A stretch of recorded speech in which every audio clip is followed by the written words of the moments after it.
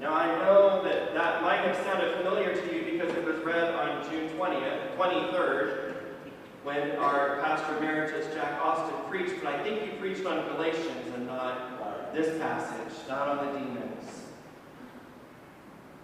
We continue our series sort of on the outsiders. Who are the outsiders in our world? How might Jesus make them the insiders? How might we live our lives making them the insiders?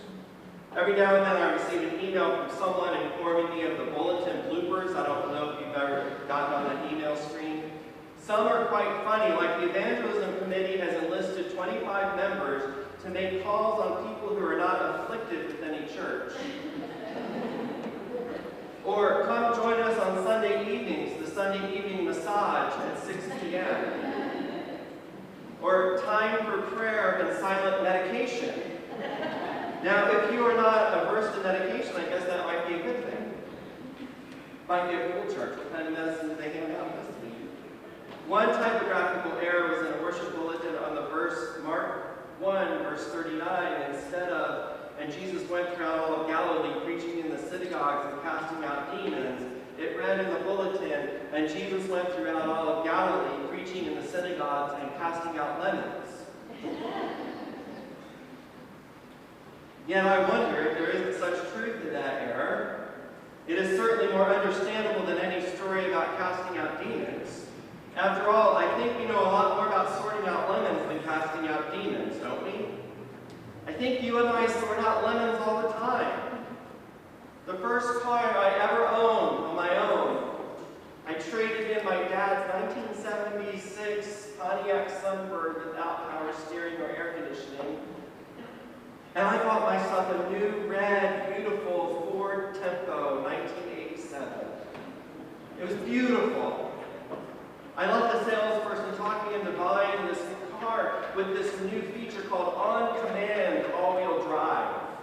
All I had to do was push a button and I'd be in four-wheel drive. He said it was the wave of the future. The only problem was that at 55 miles per hour, the car shook. It vibrated. I was told, sir, I wasn't a pastor yet. He said, that's normal. After all, he says, with four-wheel drive, it was going to drive like a truck. Now that was creative, but not the correct answer. After endless repairs, the car was okay, but in my mind, as long as I had it, it always felt like a lemon. What about when it comes to people? Have you ever met some lemons? These are the people who rub you the wrong way, and you really don't want to spend time with them, and so we spend time sorting them into neat little piles. I'm sure that no one considers us lemons, though. Of course, I shouldn't forget some of the people who I've sorted out as lemons. They've come into the churches I've served. They're the ones with the dirty clothes. They might smell a little bit. They tell me stories about the fallops in their life, or their welfare, or food stamps. They don't have any work. They're trying to get gas. They're trying to get a bus pass to make it home. They smell of cigarette smoke. They're unwashed and unclean. They're proof, aren't they, that God makes lemons? So when I read the typographical error that Jesus was in the business of casting out those lemons, or sorting out those lemons, I was relieved. We can all feel better now about our weird neighbors. They're lemons. We all have at least one, don't we? Jesus, too, is about the business of casting out lemons. Lemons I can understand, but demons are another matter. What do we know of demons? And what do I know about casting them out? No, I'm glad Jesus came to cast out lemons. I'd rather face a lemon any day than a demon. Lemons preach, demons, well, I don't know about that. So it was a comfort for me to know that Jesus was preaching in synagogues and casting out lemons. And when that lemon in the tombs in Gerasenes showed his naked, filthy body to Jesus, I knew that surely here's another lemon to be sorted out. In all reality, though, we know he didn't sort out the lemons. He may not have liked the lemons he encountered. In fact, he challenged the lemons he met, but he never rejected the lemons like you and I tend to do. But casting out demons is pretty serious stuff.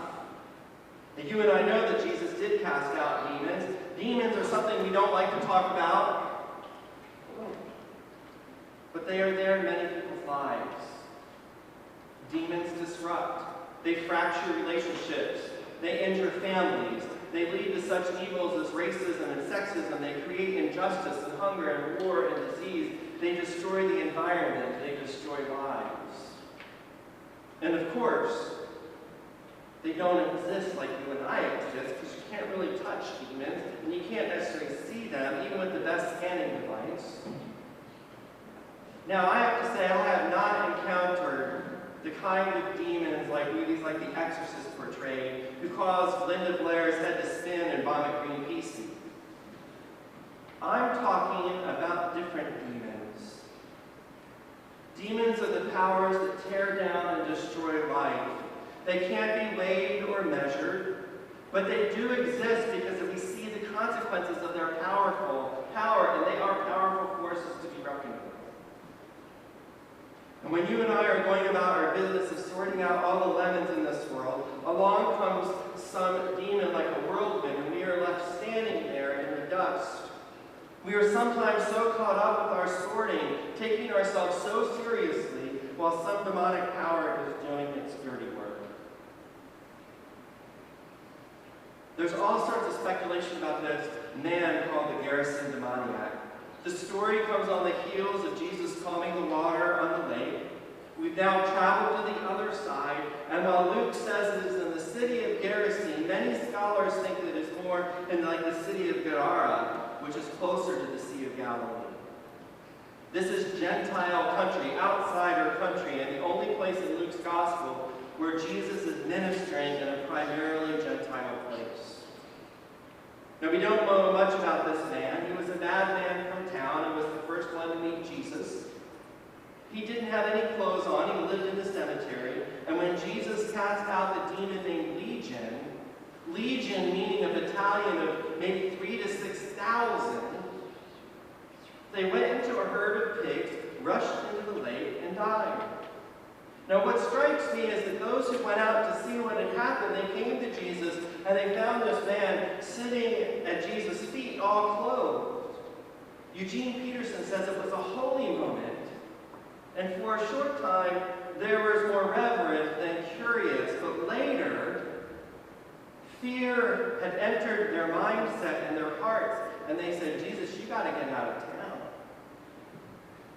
Because they feared his power, but they also realized this was an economy was at stake. If Jesus cast out any more demons into pigs, the economy was not going to do it. Plus, they now had to deal with this man that they saw as a lemon and had cast out of their community. They knew how to treat him as a lemon with his legions, but now that he was healed, what were they going to do with him? How are they going to treat him? Who could they cast out next?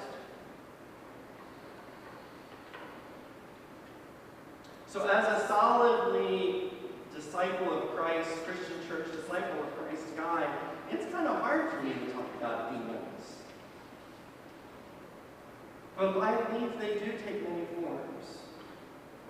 One of them are deeply embedded systemic systems which keep others oppressed. Any system which seeks to single out a certain group of people, I would say, is demonic. It is wrong. So we should be cautious when we hear or see others lump groups of people together as somehow bad or evil, wanting to somehow expel them. We have the systemic demons of oppressive systems, and we also have what we may find as our own personal demons we struggle with in our heart and our mind.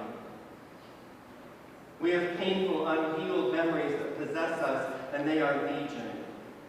Recent or long past, serious or trivial, they call us pain, anger, shock, or sorrow. And to me, these become demons when they exert a powerful control over our lives. And it affects how we live, operate, and treat other people. There too are demons that underlie our surface perplexities, lying deeper even than our unhealed memories, affecting our relationships with God and with others. We don't even know the central pain from which a particular demon arises.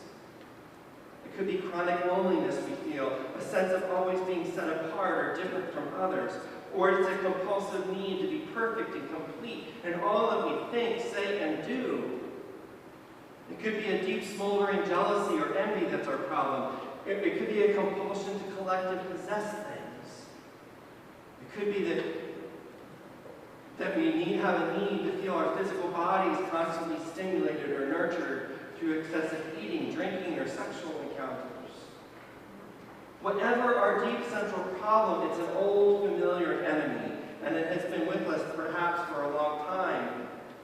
And it becomes a demonic force when it prevents us from becoming whole people.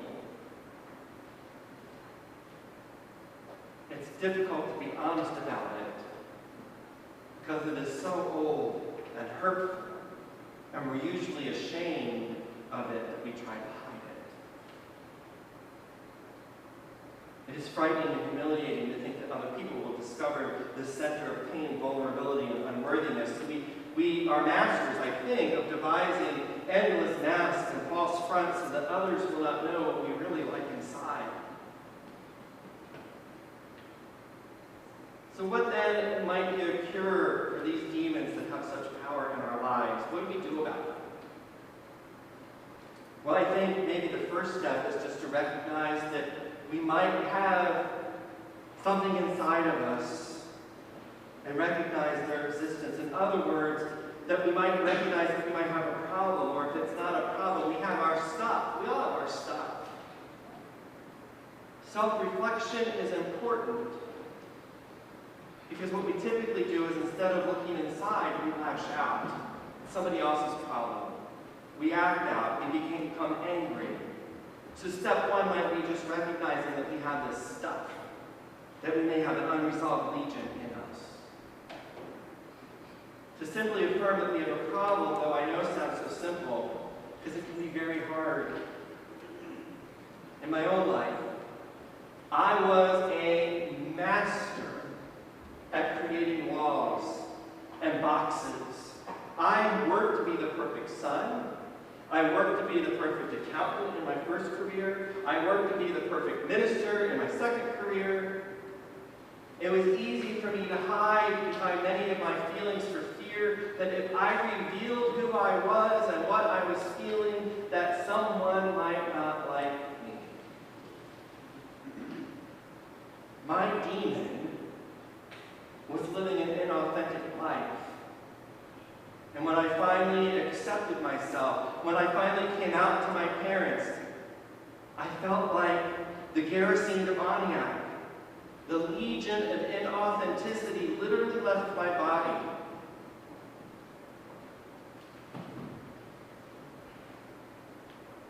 And I was finally at peace that I had never experienced before in my life. I was exhausted. And I was relieved. You see, now I don't have to build the walls. I don't have to pound the facades anymore. Now I choose to use my energy in a much more productive and wholesome way instead of using it to keep my walls and my defenses up. A second step after we acknowledge the demon or legion is to seek help. If nothing else, it is to admit to ourselves that there's some power over which we seem to have no control, and then to ask God to lift it from us. To put our life in God's hands because we can do nothing else. Help may be in the form of sharing your demon with a friend or seeking professional help, attending a support group. Getting on the right medication may be necessary and we need to let go of the falsehood that there is something wrong with that. Are we so bold as to interrupt this teacher and his passing parade as did so many in the Gospels?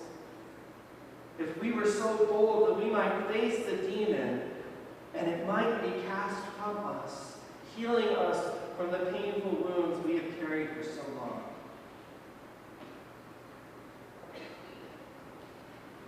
Through Jesus we see, as have so many, a compassionate God who calls forth the innermost hidden self of shame, weakness, hurt, and heals that life.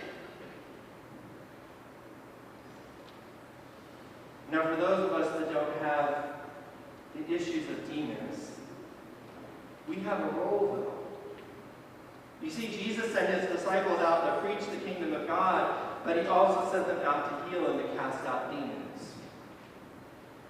Now, who here among us wants to know more about this Messiah's touch, not only because of your own need to be touched like that and to have our demons disarmed, but us casting out demons?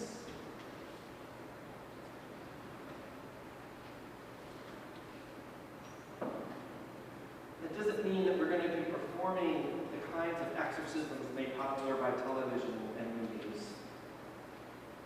But I think we can work together to help God bring about healing and wholeness in the lives of women and men and children and those on any kind of spectrum. Wherever human life and the life of God's creation are less than what God intends, there are demons to be cast out. So how do we do that? Some of you may have been at the White House Friday night, holding a light for liberty, making your voice heard about the impending raids by ICE. We can pray, we can provide a ministry of presence, being committed to walk with and stand with those who've shared the demon that is lurking inside of them. We don't need to fix it. That's not our role. We just be present with the other along the way. And I think if we're ever going to be like Jesus, then there's a demon in our lives called sorting out lemons that needs to be cast out. Because if we are ever going to help those in pain, whose lives are distorted, disrupted, and destroyed, then we're going to have to stop sorting out lemons and start casting out demons. It's going to require much of us. It will require us to allow our faith to free us from fear, and it calls us to change. Pam Tin, pastor in Kansas, says, I'm thinking of my son who's been a long-time substance abuser, possessed by the demons known as cocaine and methamphetamine, etc. While he is not using, he's still in the same mindset, full of anger, extremely manipulative, and convinced that everyone's out to pull him down. She says, I believe he's not truly in recovery. She says, while I continually pray that he will eventually be healed and find his way to wholeness, I also know that will require changes of me. For a long time now, she says, I've been the mother of an addict with all the baggage that goes with it. She asks the question, how will our relationship look when he is truly healthy? How will any of our relationships look when we go about the work of spreading the grace of God's love in our world? The man from whom the demons had gone.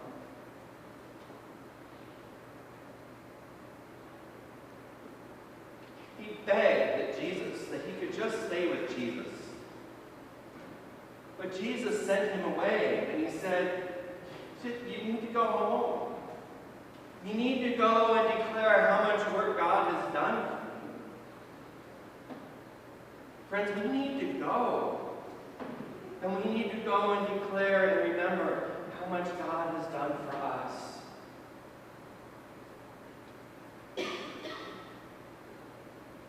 For that is what is needed in our world. That will bring healing. That will bring wholeness.